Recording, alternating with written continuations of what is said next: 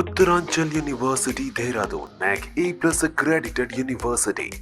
మనుషుల ప్రాణాలతో ఆటలాడుకోవటం అనేది చైనాకు శనగలు తిని చేతులు దులుపుకున్నంత ఈజీ. కరోనాను సృష్టించి ప్రపంచం మీదకు వదిలిన ఈ డ్రాగన్ కంట్రీ ప్రపంచం మొత్తాన్ని అస్తవ్యస్తం చేసేసింది. ఆ ప్రమాదం నుంచి బయటపడ్డ ప్రపంచం ఇప్పుడిప్పుడే ఆ జ్ఞాపకాలను మర్చిపోతోంది. ఇంతలో అంతకంటే మరో డేంజర్ వైరస్ ను చైనా సృష్టించింది అన్న వార్త ఇప్పుడు ఎంటైర్ వరల్డ్ ను నిర్ఘాంతపరుస్తోంది. ఇంతకీ ఏంటా వైరస్? దానివల్ల మానవ సమాజానికి కలిగే హాని ఏంటి?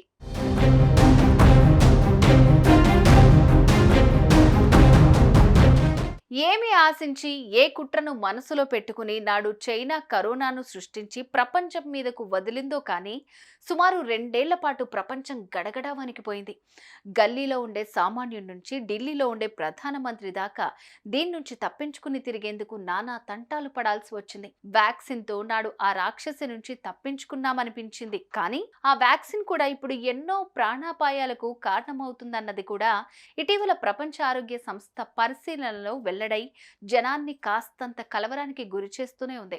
ప్రపంచవ్యాప్తంగా కోట్లాది మంది ఉసురు పోసుకున్న చైనా, చివాట్లు తిన్న చైనా తన కుటిల బుద్ధిని, అతి తెలివిని మాత్రం కట్టడి చేసుకునేది ఎలా అన్నంతగా చెలరేగిపోతూనే ఉంది.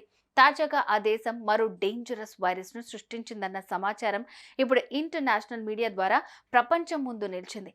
ఇంతకీ ఏంటా వైరస్?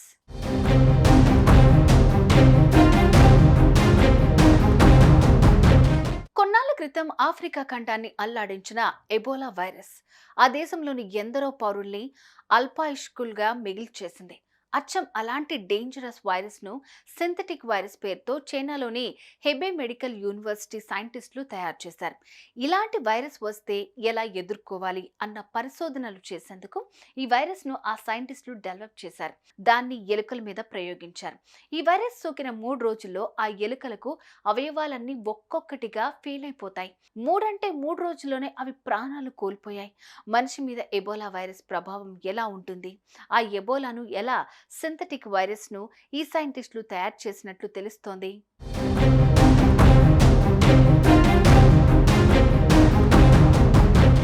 అప్పట్లో వుహాన్ ల్యాబ్ నుంచి కరోనా వైరస్ లీక్ అయింది. ఇప్పుడు హెబే యూనివర్సిటీలో ఉన్న ఈ కొత్త వైరస్ కూడా లీక్ అయితే అది ప్రపంచ దేశాలకు ప్రాణాంతకంగా మారే ప్రమాదం ఉంటుంది. మనిషిని వైరస్ల నుంచి రక్షించాలి, నివారణలు కనుక్కోవాలి అన్న ఆలోచనలో ఏమాత్రం తప్పులేదు. కానీ ఇలాంటి డేంజర్ వైరస్లు సృష్టించడం, కావాలనో లేదంటే పొరపాటుగానో వాటిని ప్రపంచం మీదకు వదలడం ఎంతవరకు కరెక్ట్ అంటూ ప్రపంచ దేశాలు ప్రశ్నిస్తున్నాయి.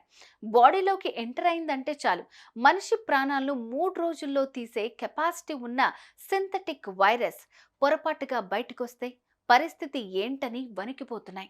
ఎవరు ఎంత వణికినా 10 మంది నడిచే దారిలో నడిచే ప్రసక్తే లేదంటూ చెత్త ప్రయోగాలను నెత్తిన పెట్టుకుని ముందుకు కదులుతోంది చైనా, ది నాస్టీ కంట్రీ.